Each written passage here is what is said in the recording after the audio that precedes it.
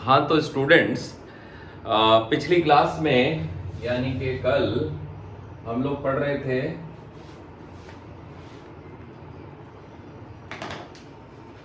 ये क्वेश्चन, और आज लेक्चर 11 में देखें तो बेसिकली मुझे लग रहा था कि इस क्वेश्चन में कुछ गड़बड़ हो गई है। तो गड़बड़ यहाँ हुई थी 63 को जब मैंने एक्चुअली इसको 5 से डिवाइड किया तो 5 6 जा 30 और 5 3 जा 15, तो यहाँ पे 5 से डिवाइड करके 25 आना था। ठीक है, तो अगर ये 25 आएगा तो यहाँ पे भी 25 रहेगा। तो अब जब हम इस पूरी इक्वेशन को 25 से मल्टीप्लाई करेंगे तो 25 4 जा 100 और ये तो 336 हो ही गया। 25 जब इधर जाएगा तो ये तो 75 जी हो जाएगा, बट ये 3 ही अंदर जाएगा, सिर्फ 25 से 25 कट जाएगा ये पूरा। तो 63 का आपको 3 गुना करना पड़ेगा, तो वो 189 होता है। अब 189 प्लस दिस ये ऐड करना पड़ेगा, 189 है प्लस 100 है, समझ रहे हैं? तो ये हो जाएगा 289 है। 289 में 336 ऐड करेंगे तो 289 प्लस 336 देखेगा ध्यान से, 9 प्लस 6 15 5, 3 प्लस 8 11, 11 प्लस 1 12, 12 का 2 और 3 प्लस 2 5, 5 और 1 6 है ना। A is equal to 75G। तो यहां से आप 25 से काट सकते हैं इसको, तो ये 25 से कट गया और ये 3 आ गया। तो यहाँ पे आंसर हो गया मेरा A is equal to 3G by 25। 3G by 25 को आप लिख सकते हैं 30 बाई 25 यानी कि 1.2। तो देखा जाए तो इसका भी आंसर वही आ गया जो पिछले वाले क्वेश्चन का आया था। ठीक है बच्चों, 3G by 25 is the answer. तो अब इस क्वेश्चन को मैं दूसरे मेथड से भी बता देता हूं ताकि आपको और क्लियरिटी आ जाए। चलिए देखें,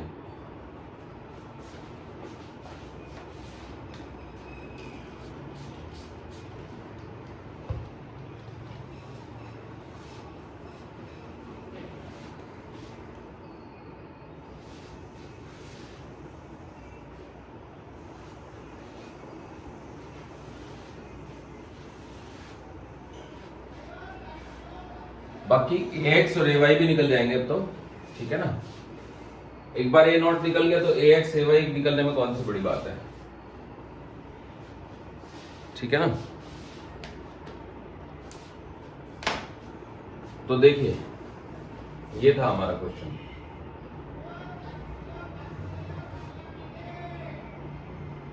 दिस एंगल वाज 53 डिग्री,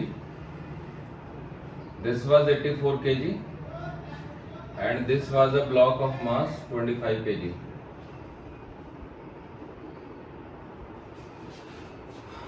अब मैंने ये मान लिया कि इसका एक्सेलेरेशन इस तरफ A है, ये फ्लोर है, और AR जो है वो एक्सेलेरेशन है ब्लॉक का विद रेस्पेक्ट टू वेज।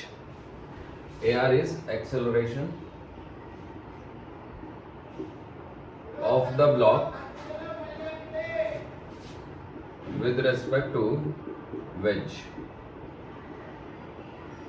ठीक है, तो सबसे पहले तो हम वेज का ही एफबीडी बना लेते हैं। एफबीडी ऑफ वेज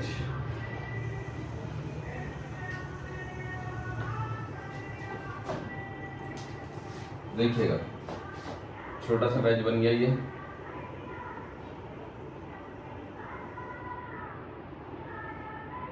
यहां पे एक फोर्स लगा दिया मैंने ऐसे, नॉर्मल डायरेक्शन, ये वर्टिकल, और ये एंगल 53 हो ही जाएगा।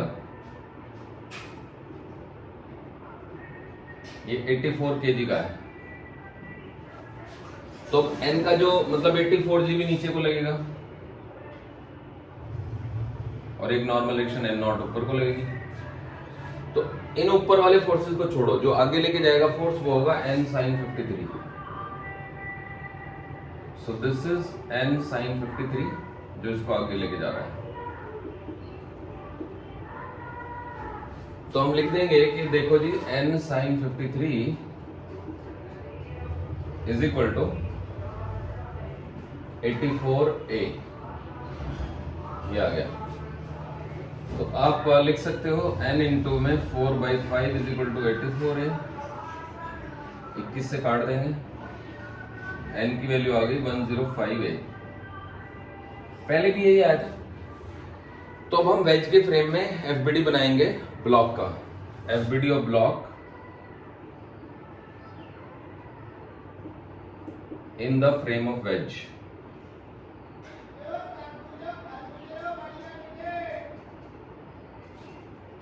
तो ये वेज हो गया, ये ब्लॉक हो गया।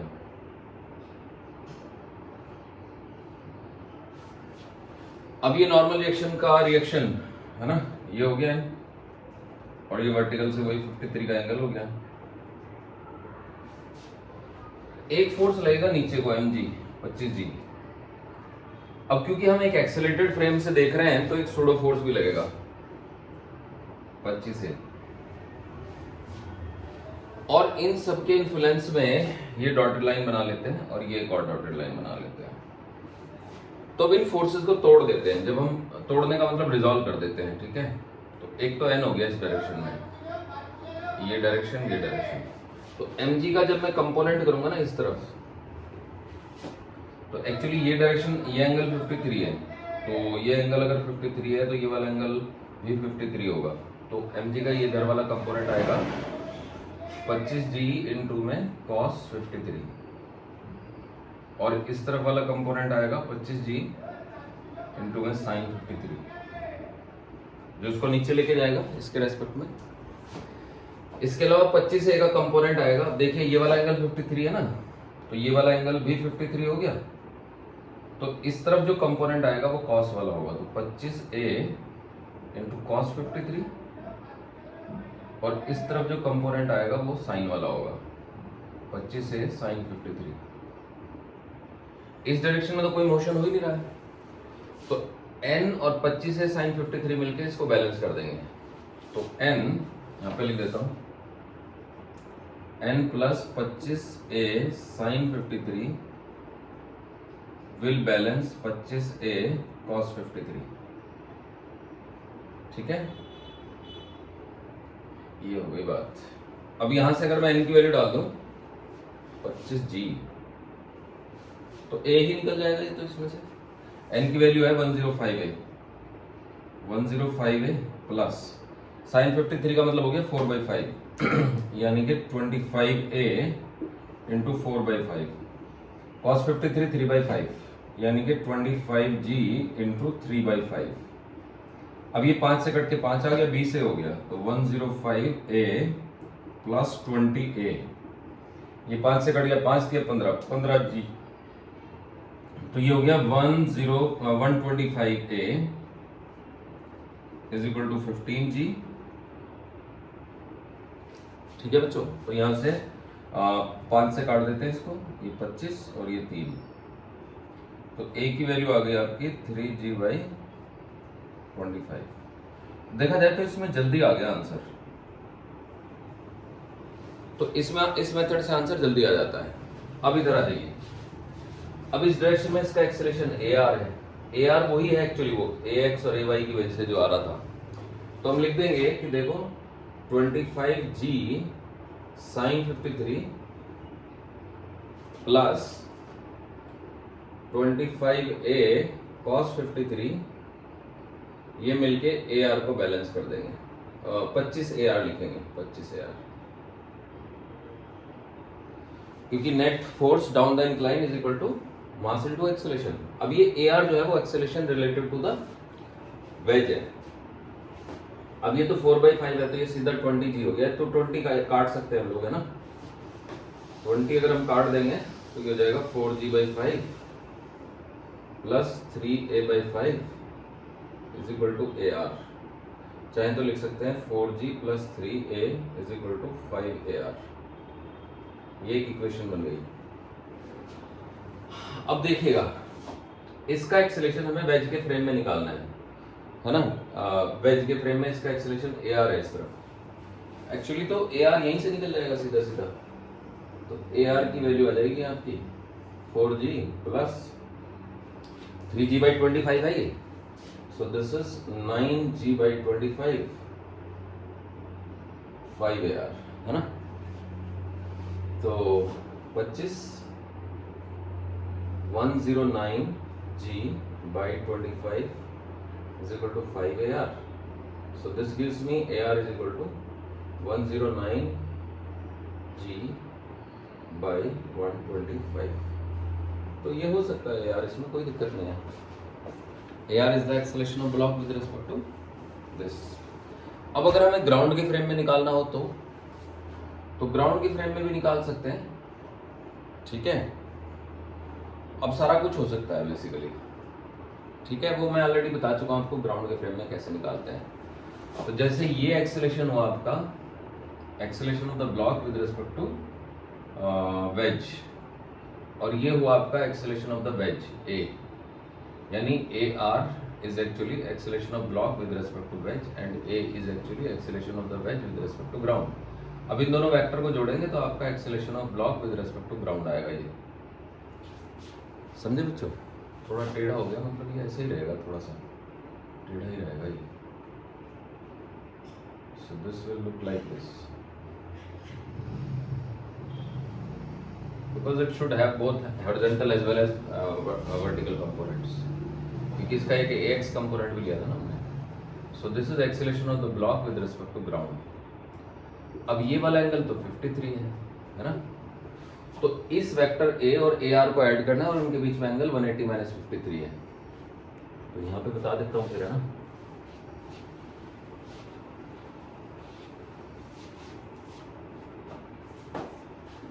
तो ABG is equal to under root AR का स्क्वायर प्लस A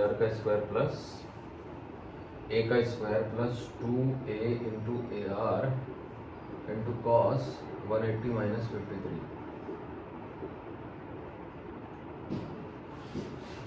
दोनों वैल्यूज डाल देंगे तो आंसर आ जाएगा। थोड़ी कैलकुलेशन भारी भारी है लेकिन आंसर तो आ ही जाएगा। एक की जगह पे 3g/25 डालना है और इसकी जगह पे 109/125 डालना है। तो चलिए अब ये हो गया, ठीक है बच्चों। आगे बढ़ते हैं, कुछ और क्वेश्चंस कराते हैं आपको।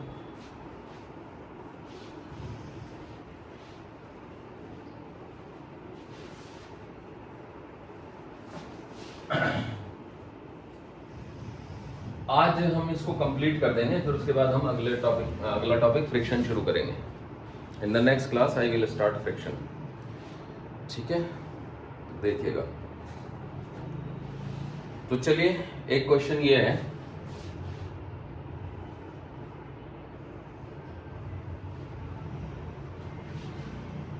ये एक वेज है और ये फ्लोर है।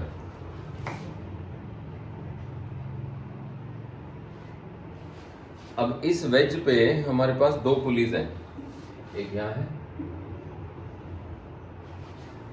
और एक यहाँ है नीचे।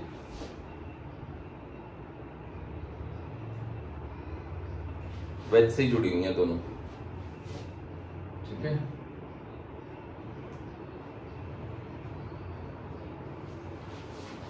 अब ये एक रस्सी है,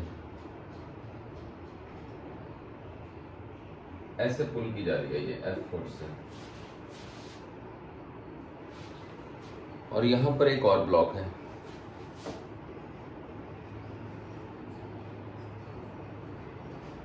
ये M मास का है, ठीक है। ये वाला एंगल हमको 5 दिया है, इसका मास कैपिटल M दिया है। अब क्वेश्चन ये है, in the given arrangement pulleys and strings are massless and frictionless and all surfaces are smooth. Find the magnitude of acceleration of the wedge of mass capital M.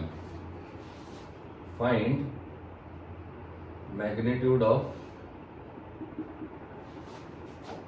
acceleration of wedge of mass M. तो देखिए, इसका तो acceleration यहाँ पे आपका force F develop हो जाएगा, तो ब्लॉक का एक्सेलेरेशन कितना हो जाएगा? एक्सेलेरेशन ऑफ द ब्लॉक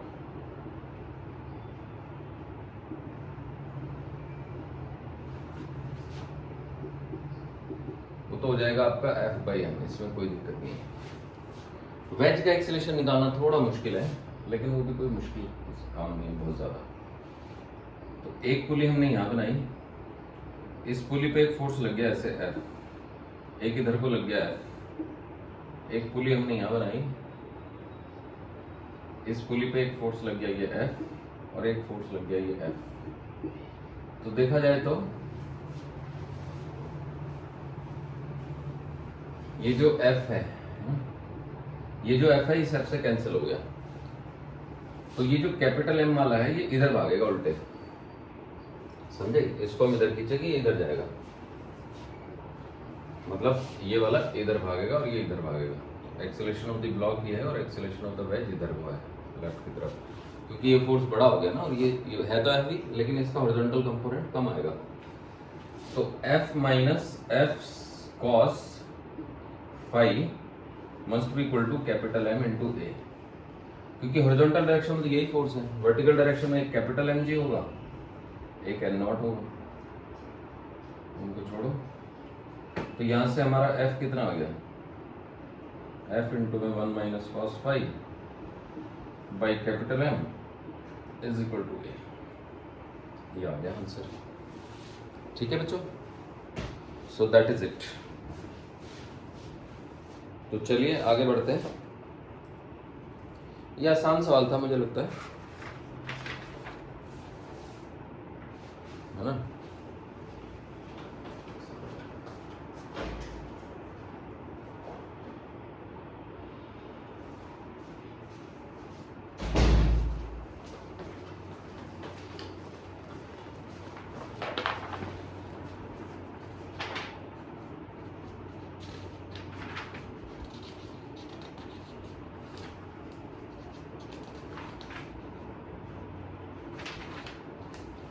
देखिए एक क्वेश्चन और देता हूं मैं आपको, इसको मिटा देता हूं।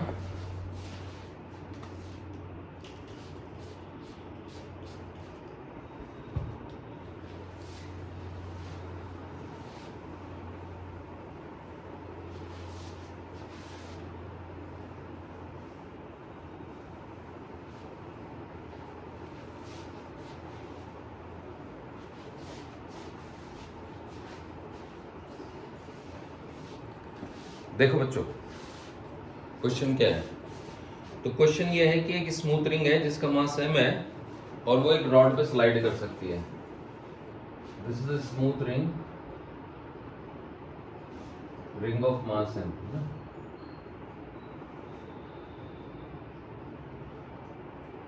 ये एक रॉड है, थिन रॉड है ना।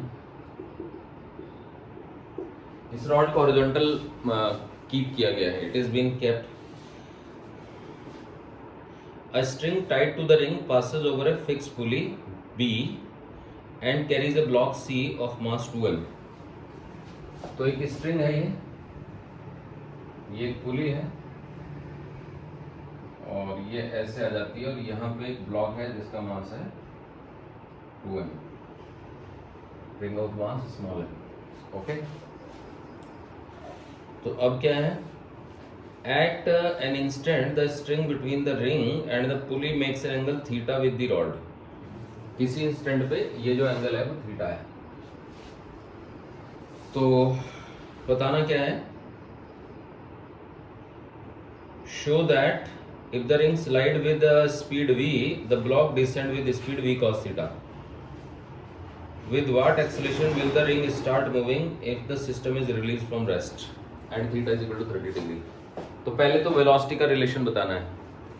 तो देखो वेलोसिटी का रिलेशन ये है कि अगर रिंग की वेलोसिटी, अगर ब्लॉक की वेलोसिटी v है,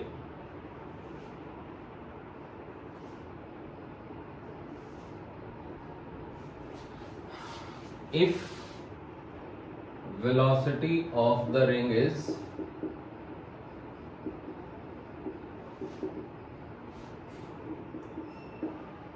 then find velocity of the block।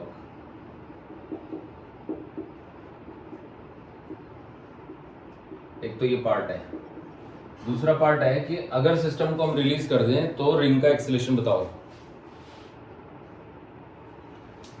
Find acceleration of the ring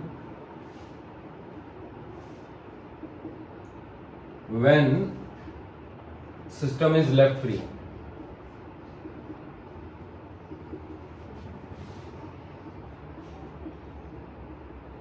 ये तो देखो बच्चों बहुत आसान है ये। तो मान लीजिए कि हमारी जो रिंग है वो v वेलोसिटी से भाग रही है इधर को, ओके। तो ब्लॉक की वेलोसिटी नीचे को हो गई vb।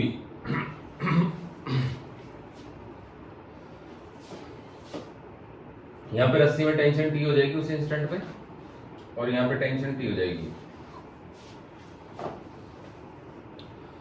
तो टेंशन तो कोई नेट पावर सप्लाई नहीं कर पाएगी, तो T1 डॉट V1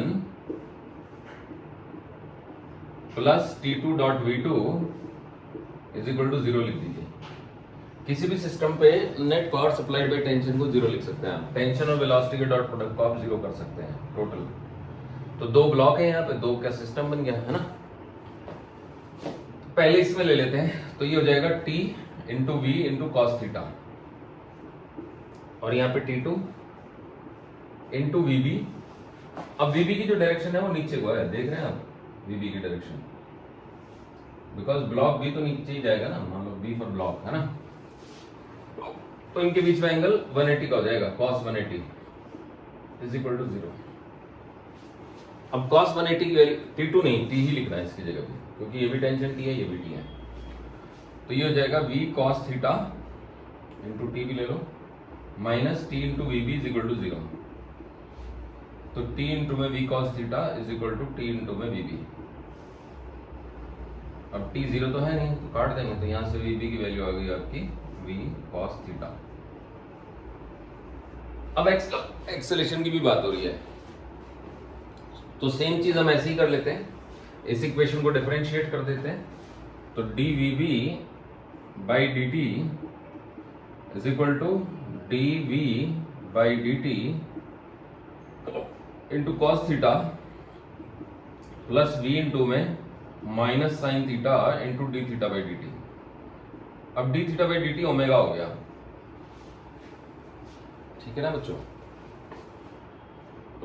तो ये V इंटू ओमेगा देखा जाए तो एक सेंट्रीपिटल फोर्स का कंपोनेंट हो गया।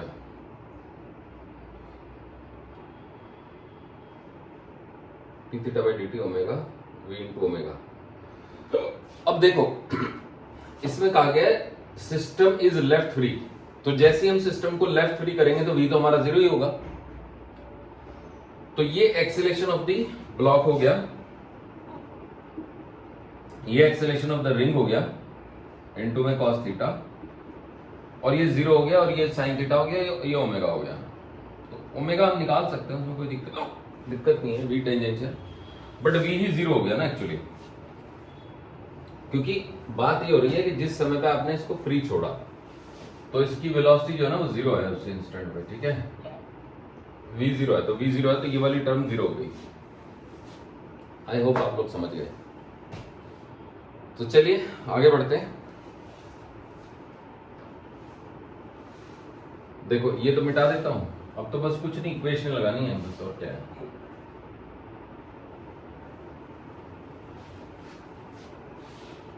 तो देखिए मैं जरा पानी पी लूं।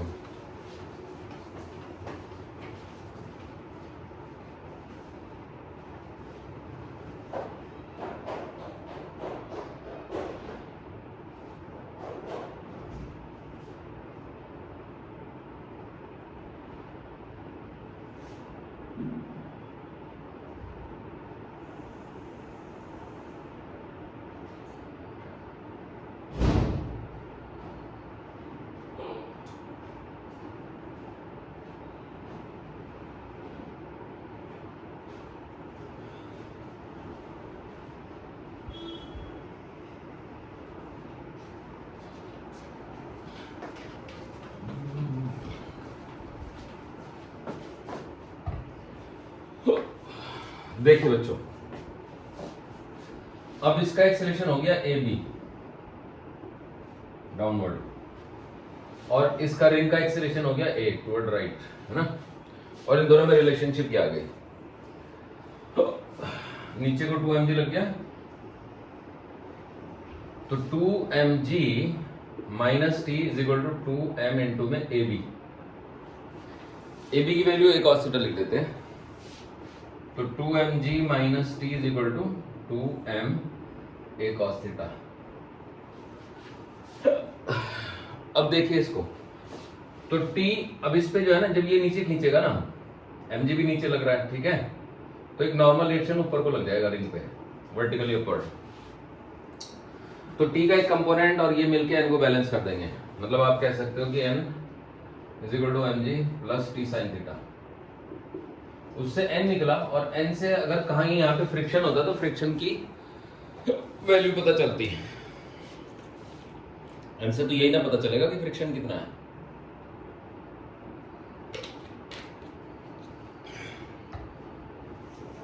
ठीक है बच्चों, चलिए देखिए, अब टी कॉस थीटा तो आगे लेके जा रहा है इसको, तो t cos theta must be equal to M a. अब ऐसा करते हैं, कॉस थीटा से डिवाइड कर देते हैं इसको, तो T is equal to M A by cos theta. ये इक्वेशन नंबर 1 मान लो, इसको 2 मान लो, दोनों को ऐड कर दो, टी कट जाएगा, तो 2mg is equal to 2ma cos theta plus ma by cos theta.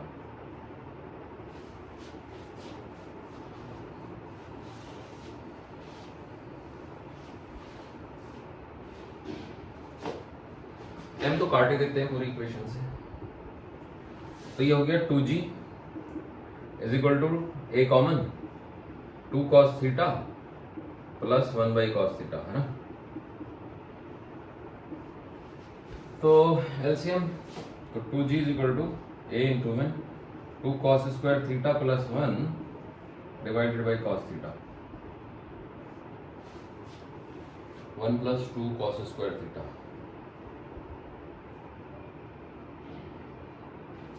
तो यहां से a की वैल्यू आ जाएगी आपकी 2g cos theta by 1 plus 2 cos square theta, ये आ गई वैल्यू। ठीक है बच्चों,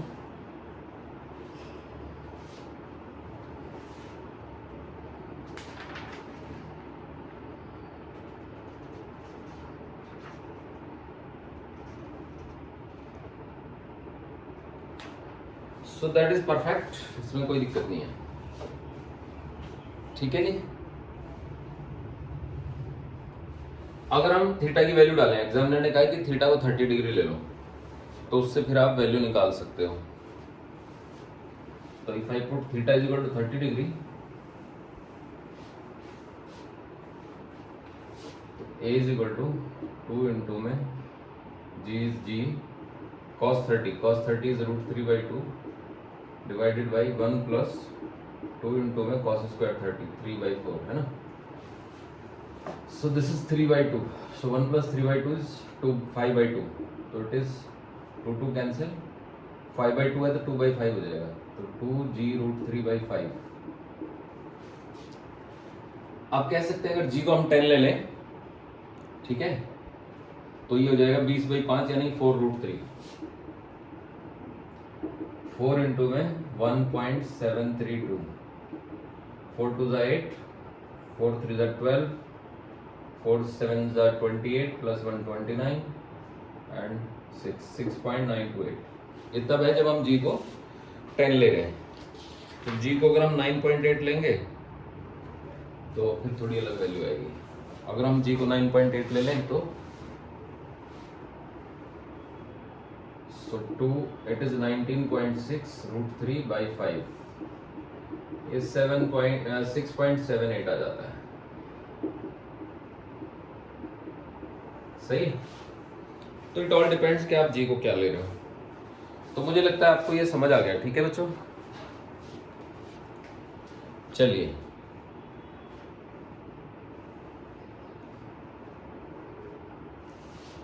अब मैं आपको कुछ और अच्छे सवाल दे देता हूं, देखिएगा।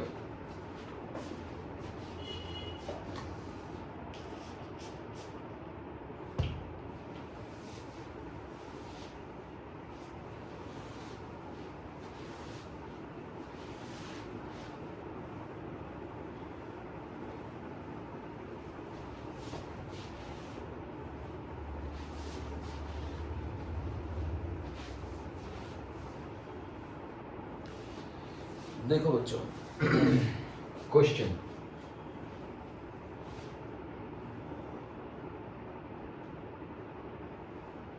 क्वेश्चन ये है कि यहां पे एक ब्लॉक है जिसका मास m है, ठीक है, और वो यहां टंगा हुआ है ऐसे, ये ब्लॉक है। ये वाला एंगल हमको अल्फा दिया हुआ है, ये वाला एंगल हमको बीटा दिया हुआ है। यहाँ पे टेंशन T2 है और ये T1 है, तो हमको T1 एंड T2 फाइंड करना है। A body of mass m is suspended by two strings making an angle alpha and beta with the horizontal. Find the tension in the two strings. तो हालांकि ये question आप कर चुके हो, मतलब करवा चुका हूँ, ये फर्स्ट लॉ पे बेस्ड क्वेश्चन हो गया, तो फिर भी मैं बताता हूँ कैसे करेंगे। देखो, ये ब्लॉक हो गया, तो ब्लॉक पे एक फोर्स लग गया इधर को T2, एक लग गया इधर को T1, है ना। ये एंगल हो गया हमारा अल्फा और ये एंगल हो गया हमारा बीटा, और एक लग गया ये mg, है ना। तो सबसे पहली बात तो यह है कि T2 cos beta is equal to T1 cos alpha, this is point number 1। और दूसरी बात यह है कि दोनों का जो साइन कंपोनेंट होगा T2 sin beta plus T1 sin alpha must be equal to mg। तो यहां से हम निकाल लेंगे वैल्यू, ठीक है। जैसे कि T1 की value I T2 cos beta by sin alpha, इसमें डाल देते हैं। तो T2 sin beta plus T1 की वैल्यू है T2 cos beta by cos alpha into में sin alpha is equal to mg। T2 common, तो ये हो गया sin beta into cos alpha plus cos beta into sin alpha divided by cos alpha is equal to mg. So this gives me T2 is equal to, अब देखो sin alpha cos beta plus cos alpha sin beta, तो ये sin alpha plus beta हो गया, तो T2 into sin alpha plus beta divided by cos alpha is equal to mg, and this gives me T2 is equal to mg into my cos alpha divided by sin of alpha plus beta। अब यहां से T1 निकल जाएगा, यहां से T1, तो T1 is cos beta by cos alpha into T2, T2 की value डालेंगे, तो T2 की वैल्यू क्या है mg इंटू में cos alpha divided by sine of alpha plus beta. तो ये cos अल्फा वाली टर्म कट गई, तो T1 की वैल्यू आ गई mg cos beta divided by sine of alpha plus beta. एक और भी तरीका है, और वो तरीका है ये कि हम इसमें लामीज थ्योरम लगा दें। तो देखो लामीज थ्योरम क्या होती है वो बता देता हूं मैं। एक फोर्स लग गया ऐसे, एक लग गया ऐसे, है ना, एक लग गया ऐसे, ये है T1, ये है T2। अब देखो बच्चों, ये एंगल अगर अल्फा है, ये अगर बीटा है, तो ये वाला एंगल कितना हुआ, तो ये एंगल हुआ पाई माइनस अल्फा प्लस बीटा, पाई माइनस अल्फा प्लस बीटा, और ये तो 90 डिग्री है ना, ये भी 90 डिग्री है। तो हम लिखेंगे T1 बाई ये वाला एंगल, यानी कि T1 by sine of 90 degree plus alpha beta. ये फॉर्मूला होता है ना, फोर्स अपॉन में फोर्स का opposite angle is equal to mg by sine of pi minus alpha plus beta.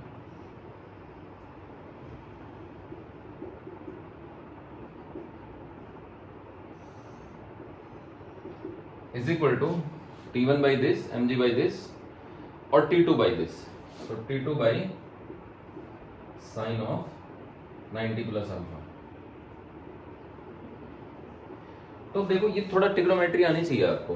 T1 by ये हो जाएगा आपका कॉस बीटा। अब sine pi minus something is sine pi minus theta is sine theta, so this is mg by sine alpha plus beta and this is T2 by cos alpha. तो अब अगर मैं पहले दो को ले लूं तो T1 आ जाएगा, देखो T1 आ जाएगा, ये कॉस बीटा ऊपर चला जाएगा। अगर मैं इन दोनों को पकड़ लूं ना तो T1 निकालने के लिए कॉस बीटा को वहां ले लूंगा, ये आ जाएगा। और अगर मैं लास्ट के दो को पकड़ लूं, है ना, इन दोनों को इक्वेट करूं तो T2 आ जाएगा कॉस अल्फा भर जाएगा। तो एक्चुअली मैंने क्वेश्चन कुछ और वजह से कराया है, क्योंकि मैं इसमें ना काट के भी बताना चाहता हूं कि काटने के बाद टेंशन कितनी होगी और एक्सीलरेशन कितना होगा ब्लॉक का। तो देखिए क्वेश्चन ये है कि अगर हम मान लो ये रस्सी नंबर 2 है, ये रस्सी नंबर 1 है, तो अगर हम रस्सी नंबर 1 को काट दें तो टेंशन की वैल्यू क्या होगी रस्सी नंबर 2 में और ब्लॉक का एक्सेलरेशन कितना होगा। इन the situation shown in figure what will be the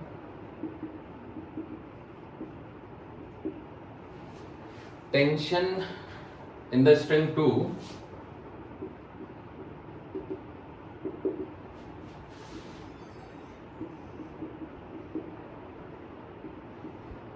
and acceleration of block, the block just after cutting the string 1.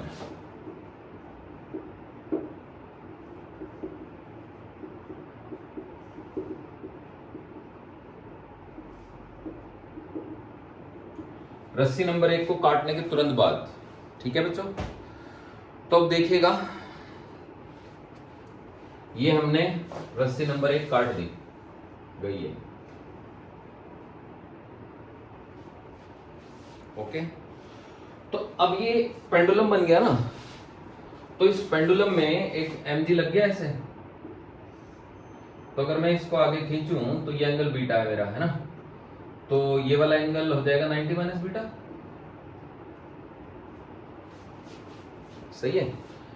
या फिर आप यहाँ पे बना देंगे एक डॉटेड लाइन जो कि मतलब इस टेंशन के परपेंडिकुलर है, तो ये वाला एंगल बीटा हो गया, अब इसकी जरूरत ही नहीं रही। अब mg के आप कंपोनेंट करो तो mg का एक कंपोनेंट mg cos बीटा आएगा और एक mg sin बीटा आएगा इधर को, है ना। So this will be mg sin beta and this will be mg cos beta. तो एक्सेलरेशन ऑफ ब्लॉक अगर निकालना हो, एक्सेलरेशन ऑफ ब्लॉक, तो वो आ जाएगा mg cos beta divided by m, क्योंकि ये तो टेंजेंशियल फोर्स हो गया ना, मतलब ये वाला जो mg cos बीटा है, तो टेंजेंशियल एक्सेलरेशन तो tangential force divided by mass से निकल जाएगा, तो ये हो गया g cos बीटा। अब क्या है ना कि T2 डैश कर दो क्योंकि नई टेंशन हो गई, तो T2 dash minus mg sin beta is the net force toward the centre, तो net force toward the centre must be equal to centripetal force. अब क्योंकि जस्ट आफ्टर बोला है तो वेलोसिटी तो जीरो ही है, तो सेंट्रीपिटल फोर्स इस पे जीरो लग रहा है, तो T2 dash minus mg into में sine beta is equal to m into में v2 का स्क्वायर बाई L2 मतलब इस रस्सी की लंबाई हो गई, v2 ही जीरो है, तो जीरो है तो यहाँ पे जीरो का स्क्वायर कर दो, because he is saying just after cutting, तो जीरो का स्क्वायर इज जीरो, तो यहाँ से T2 डैश की वैल्यू आ गई mg साइन बीटा। समझ आ गया बच्चों। अब अगर वो मान लो रस्सी 2 को काटता तो जहां जहां बीटा है वहां अल्फा आ जाता, बस बात ही खत्म हो गई, है ना। जहां जहां बीटा है वहां अल्फा आ जाएगा, और क्या है, समझ गए बच्चों।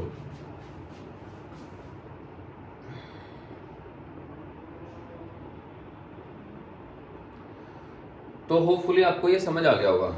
चलिए अब आगे बढ़ते हैं, देखिएगा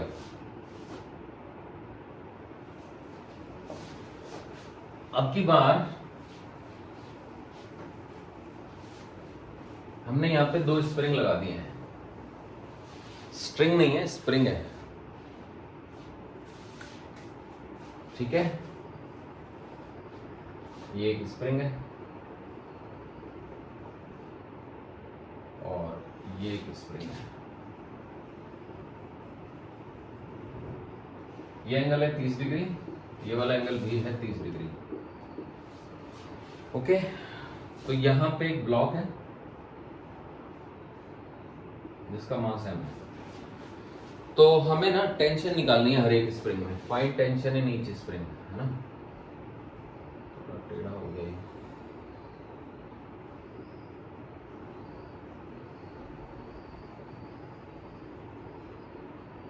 find tension in each spring,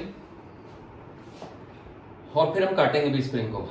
तो अभी फिलहाल के लिए देखो, तो ये ब्लॉक हो गया, तो ये वाला एंगल भी 30 डिग्री हो गया, ये भी 30 डिग्री हो गया, तो ये T है, ये भी T है, 30 डिग्री है ना, ये भी 30 डिग्री। सो 2T इंटू में sine 30 degree is equal to mg। So this gives me T is equal to mg, क्योंकि साइन 30 1/2 हो गया। तो tension in each spring is equal to mg। अब क्या होगा अगर मैं राइट वाले स्प्रिंग को काट दूंगा? तो क्वेश्चन यही है,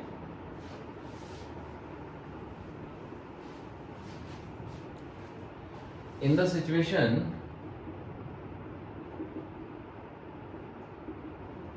shown in figure, ये स्प्रिंग नंबर 1 है, ये स्प्रिंग नंबर 2 है, ये 1 है, ठीक है, पहले भी ऐसे लिए थे। Find tension in spring 2 and acceleration of the block just after cutting the spring 1। Spring 1 को काटने के तुरंत बाद ये बताइए कि कितना एक्सीलरेशन होगा। ठीक है जी, ब्लॉक का कितना एक्सीलरेशन होगा और आपका स्प्रिंग 2 में टेंशन कितनी होगी। तो बच्चों ध्यान से सुनेंगे। मान लो हमने ये स्प्रिंग काट दिया, ठीक है। अब आप थोड़ा सोचो कि क्या पहले जैसे ही करेंगे कि यहाँ पे जो टेंशन T थी जो कि mg थी, है ना, T is equal to mg था ना, यहाँ पे पहले था, तो क्या इसको हम T डैश लिखेंगे? The answer is no, tension mg ही रहेगी भैया, क्योंकि ब्लॉक कनेक्ट है ना, तो स्प्रिंग की टेंशन इमीडिएटली बदलती ही नहीं है। ओके, तो क्या ये सर्कुलर मोशन करेगा? The answer is again no, क्योंकि जैसे ही आप इसको छोड़ेंगे तो ये स्प्रिंग कंप्रेस हो सकता है, तो ये ऊपर जा सकता है। तो रस्सी में ऐसा नहीं था ना, रस्सी की लंबाई फिक्स थी, तो उस सेंट्रीपिटल फोर्स फिक्स हो गया था। इसमें ऐसा नहीं है, तो इसमें ये फोर्स लग गया mg। तो अब आप देख सकते हो कि ये जो ब्लॉक हो गया ना, इस पर दो फोर्स लग गए, एक तो ये mg लग गया, एक ये लग गया, ठीक है। तो ये दो mg लग गए। अब ये एंगल 30 है, तो ये वाला एंगल कितना है? 60, समझ रहे हैं? ये वाला एंगल 60 है। तो अब इस mg और इस mg का रिजल्टेंट निकालना पड़ेगा हमको। तो जब हम रिजल्टेंट निकालेंगे तो हमारे पास ये पैरेललोग्राम रूल होता है, तो उससे बनाएंगे। तो अब ये बात तो पक्की है कि ये वाला एंगल 60 ही आएगा, क्योंकि 120 का एंगल बचा ना दोनों फोर्सेस के बीच में, और दोनों फोर्स हैं ही बराबर। तो अगर दोनों फोर्स बराबर हैं और दोनों के बीच में एंगल 120 है, तो उनका रिजल्टेंट 60 पे आएगा। और रिजल्टेंट होगा कितना? तो वो हमारे पास तरीके हैं ऐड करने के। तो mg का स्क्वायर प्लस mg का square plus 2mg into mg, है ना, इंटू कॉस 120 का अंडर रूट। कॉस 120 माइनस 1/2 होता है, तो ये 2 कट जाएंगे, तो mg ही बचेगा बस।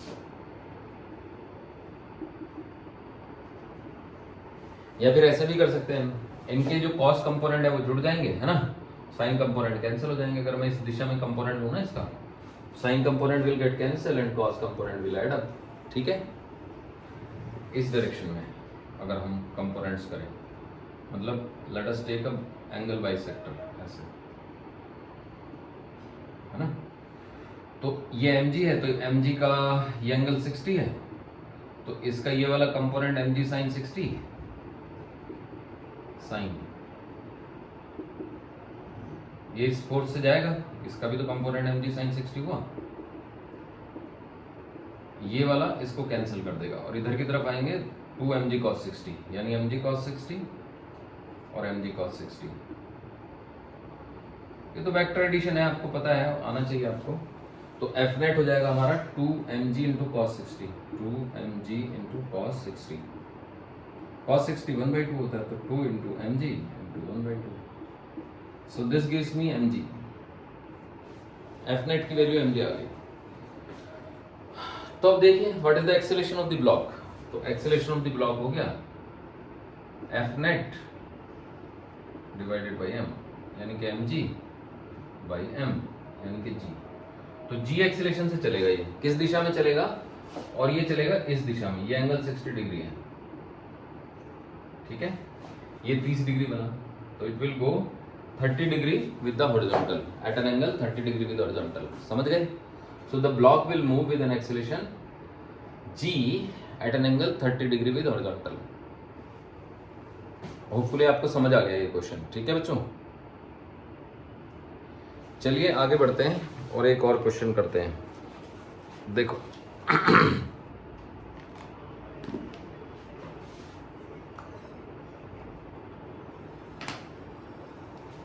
ये आप नोट कर लो।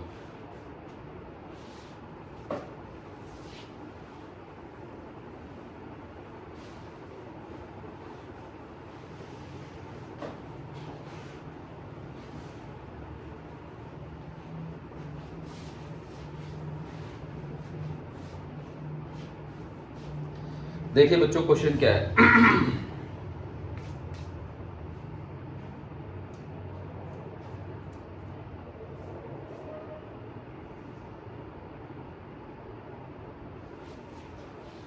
देखो, इन the situation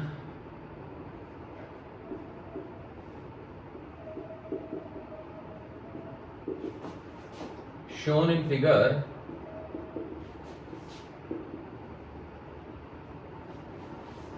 in the situation shown in figure,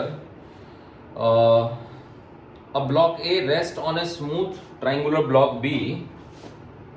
A block A, in the situation shown in figure, है ना, block A rests on smooth triangular block B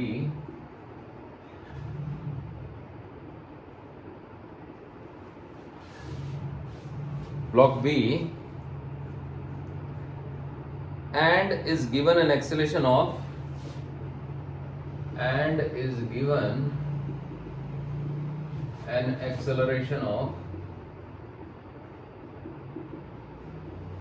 2 meter per second square down the incline, है ना,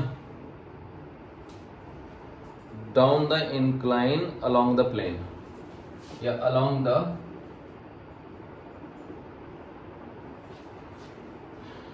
inclined plane।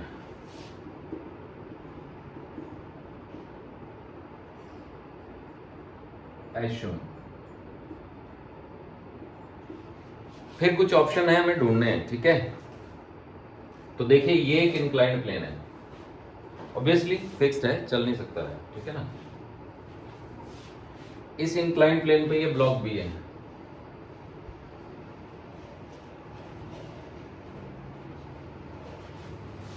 और ये एक block ए है।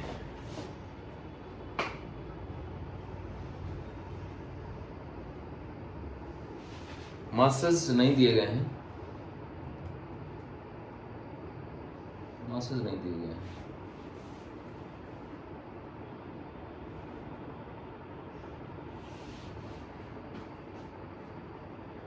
Okay, इसका मास M ले लेते हैं, इसका भी एम ही ले लेते हैं, ठीक है। ये एंगल थीटा है। तो ऑप्शंस क्या क्या हैं? पहला ऑप्शन है normal reaction on block A due to B is m into g minus a, और a ये 2 है एक्चुअली, a लिख देते हैं यहाँ पे, a is equal to 2। Metre per second square, ये 2 है ये ऐसे।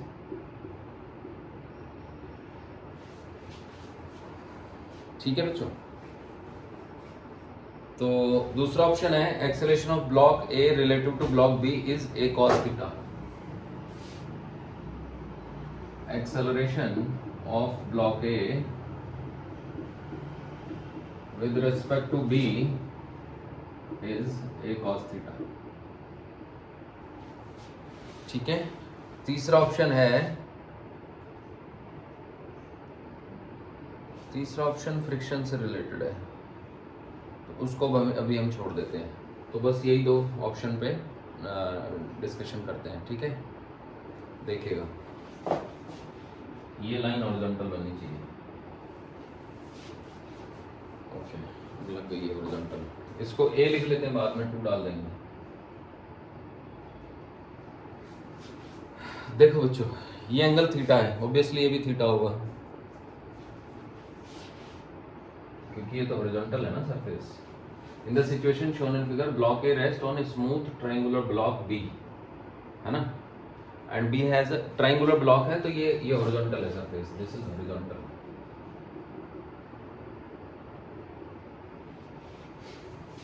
इसको चलो मैं कैपिटल एम कर देता हूं। ठीक है बच्चों, कहीं पे कोई फ्रिक्शन नहीं है, देयर इज नो फ्रिक्शन। तो अब अगर मैंने ये मान लिया कि जो B है वो ए एक्सेलरेशन से नीचे जा रहा है, ठीक है, तो B का FBD बनाते हैं हम लोग, FBD ऑफ B, ये B हो गया।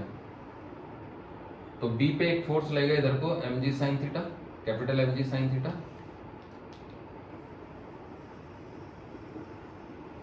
एक लगेगा इधर को कैपिटल mg cos थीटा,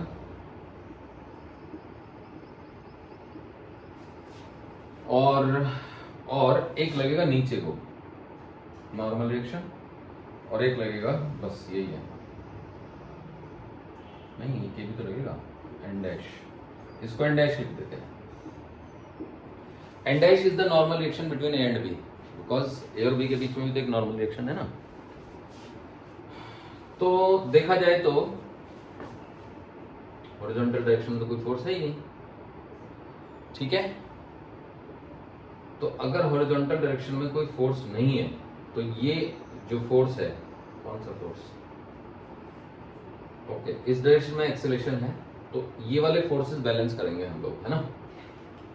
तो ध्यान दीजिएगा कि अगर ये वाला एंगल थीटा है ना, तो मैं यहाँ पे एक हॉरिजॉन्टल लाइन बनाता हूँ, तो ये वाला एंगल भी थीटा होगा, तो ये 90 माइनस थीटा होगा, ये भी थीटा होगा, समझे ना, क्योंकि नॉर्मल रिएक्शन तो वर्टिकल से थीटा एंगल पे जाएगा ना ऑब्वियसली। तो अब देखिए इस एन का कंपोनेंट इस दिशा में लेंगे हम, क्या आएगा, N cos theta, N dash cos theta, तो एन डैश कॉस थीटा इस तरफ आ गया, N dash cos theta plus capital M G cos theta, ये मिलके एन को बैलेंस करेंगे, ठीक है बच्चों।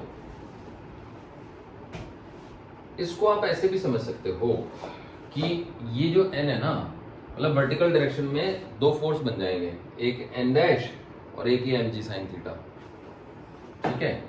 तो ऑब्वियस सी बात है कि भैया यहीं पे एन डैश भी लिख सकते थे ना, N dash plus M G cos theta, और यहाँ पे भी लिख दो N dash plus M G sine theta, इसको हटा दो, क्योंकि देखा जाए तो वर्टिकली डाउनवर्ड डायरेक्शन में लग गया ना ये, तो एन डैश, मतलब अगर मैं बी को ऐसे बनाऊं तो बी पे एक फोर्स लग गया एम जी और एक लग गया ये एन डैश, है ना, और एक लग गया ये, तो इन दोनों को तो एक ही तरफ ले सकते हैं ना, हम दोनों तो एक ही हैं, तो दोनों को जोड़ दिया, N dash plus M G sine theta, N dash plus M G cos theta, तो N dash plus M G cos theta को एन से बैलेंस कर दिया।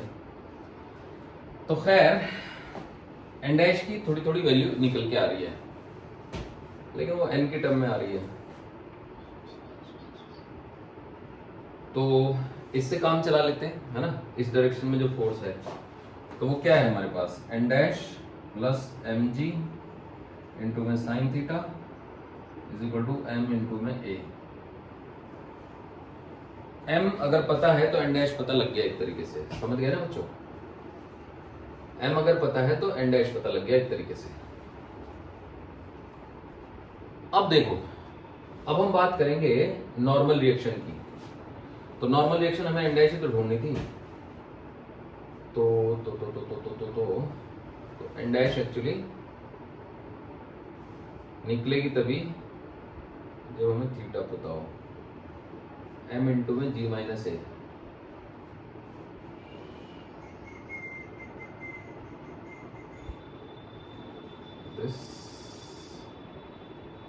This is equal to m N dash. अरे भैया यहाँ पे ब्रैकेट लगेगा, ठीक है ना। ए की वैल्यू हमको 2 दे रखी है। थीटा जब तक नहीं पता होगा ना तो काम चलेगा नहीं। N dash plus M G sine theta, तो यहां से एन डैश की वैल्यू आ रही है बच्चों M A by sine theta minus M G, ये आ रही है। तो कहने का मतलब छोटा M into G minus A तो नहीं आ रही है। या देखते हैं अभी दूसरा तरीका लगा के। अब देखो, अब हम ब्लॉक ए का एफबीडी बनाएंगे, एफबीडी ऑफ ए। मतलब बी के एफबीडी से हमें कुछ खास मिला नहीं।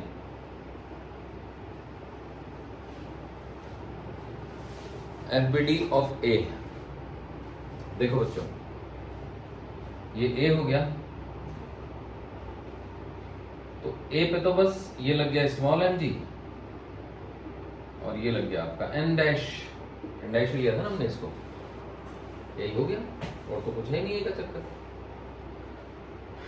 ए का मास स्मॉल एम है, नाम उसका ए है, तो ए जो है ना, ए तो नीचे जाएगा किसी ना किसी एक्सेलेरेशन से, तो हम लिख सकते हैं small M G minus N dash is equal to small A M a.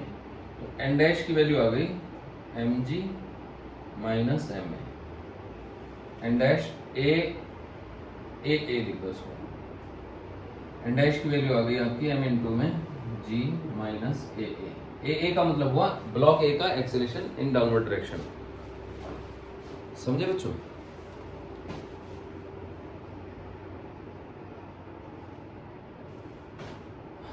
अब हम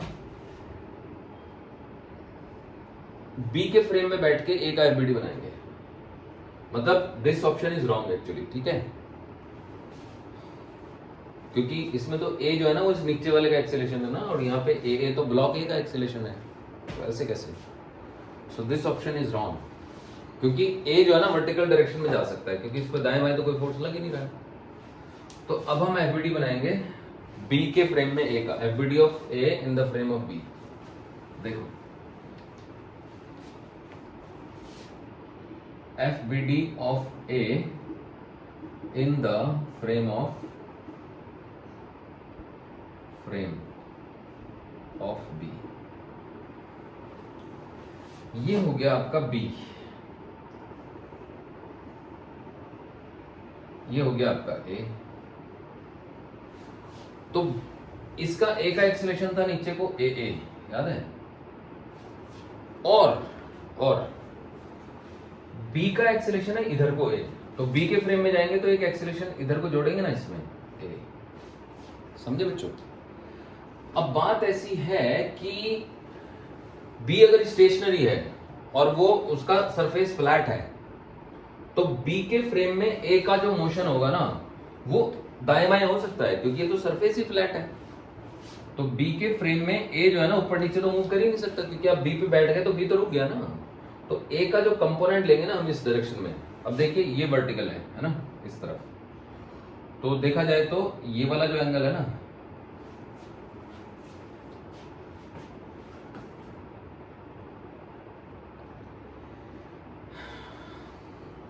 इस वेक्टर को है ना हमने पलट के बनाया ऐसे, समझ रहे हो बच्चों? सो ये down the incline parallel to the incline, तो अगर मैं ऐसे बना दूं क्या लाइन,